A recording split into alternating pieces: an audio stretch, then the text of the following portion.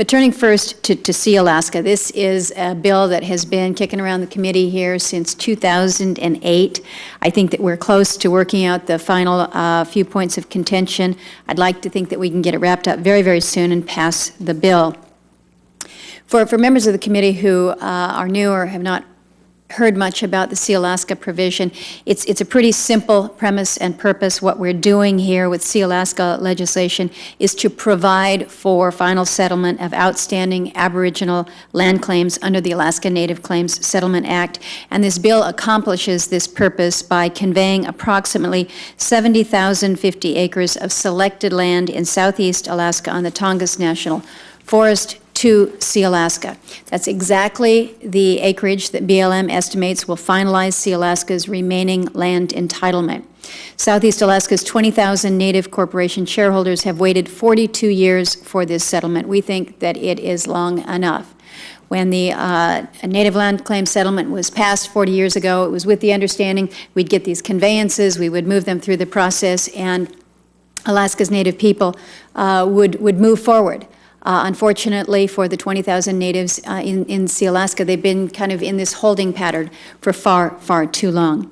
Over the past 2 years, my staff has worked diligently, and I thank them. I thank all those that they've been working with. But they've been working well with the Forest Service, with the staff on the Democratic side here, interested stakeholders, uninterested stakeholders, people from all over Alaska, to really sort through the many issues with the bill.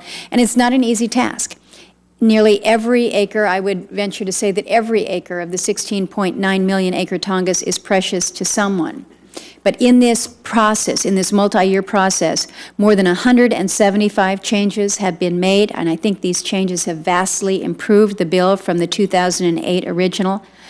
We know that it's not easy to make everyone happy, but I think that what we have in front of us is fair, equitable, and a workable solution to the complicated land patterns in Alaska's Panhandle. And although the Forest Service agrees that our bill has come a long way, there are still a few issues that it wants to work on. The most significant one raised concerns the Forest Service Tongass Timber Program. The Forest Service has raised concerns that settling Sealaska's land claims could affect its plans to transition timber harvesting in the Tongass from the old growth to the young growth trees. Now, it's my understanding that to mitigate these concerns and to help jumpstart the transition, Forest Service is asking that the bill be amended to include a provision exempting the Forest Service from compliance with culmination of mean annual increment requirements. Senator Risch would understand that as CMAI requirements. These apply to even-aged timber harvests under the National Forest Management Act. Now, Mr. Chairman, I'm willing to consider some flexibility with regards to the CMAI requirements in order to help the forest make this transition work, but I do ask for some commitments from the Forest Service to address the needs of the existing timber industry that's being expected to make this transition. These existing timber businesses need some time, they need sufficient timber, and they need economic certainty in order to survive and for this transition to have any chance of succeeding. So I do hope that we can reach a compromise on this outstanding issue that we can all live with, that enables the bill to move forward with the administration's unqualified support.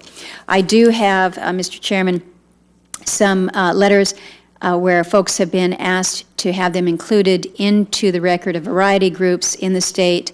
They include testimony from Sealaska Corporation, letters from the Archery Trade Association, the City of Tenakee Springs, the Point Baker Community Association, and the Safari Club International.